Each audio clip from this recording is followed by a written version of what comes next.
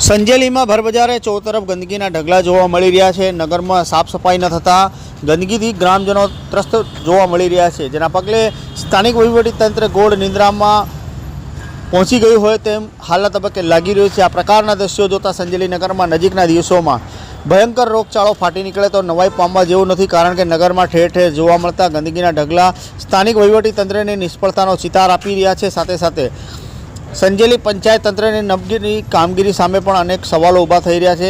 દાહોદ જિલ્લાના સંજેલી તાલુકો સાફ સફાઈમાં છેલ્લે નંબર હોય તેવું લાગી રહ્યું છે, ત્યારે તંત્ર દ્વારા સાફ સફાઈ માટે યોગ્ય ધ્યાન આપવામાં આવતું નથી, જેથી અવારનવાર ગંદકીનું સામ્રાજ્ય જોવા મળે છે।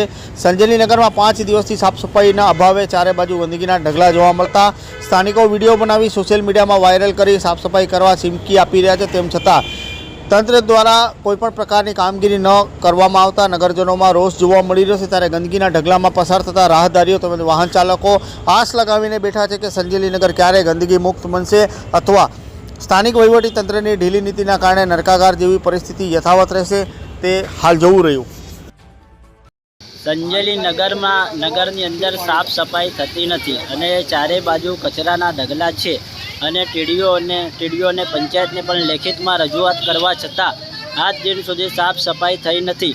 તો અમારી લેખિત રજૂઆત છે કે જલ્દી સાફ સફાઈ થાય અને આનો તાત્કાલિક ધોરણે નિકાલ લાવવામાં આવે।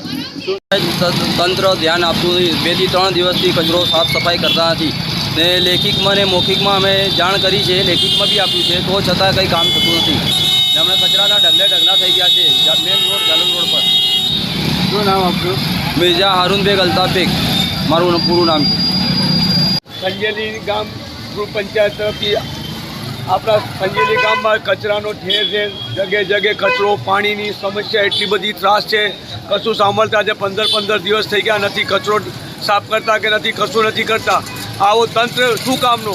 લોકોએ તમને ચાહીને આજે લાયા, વોટ જીતાડ્યા અને તમે આ ગામની અંદર કેવું કરી મેલ્યું?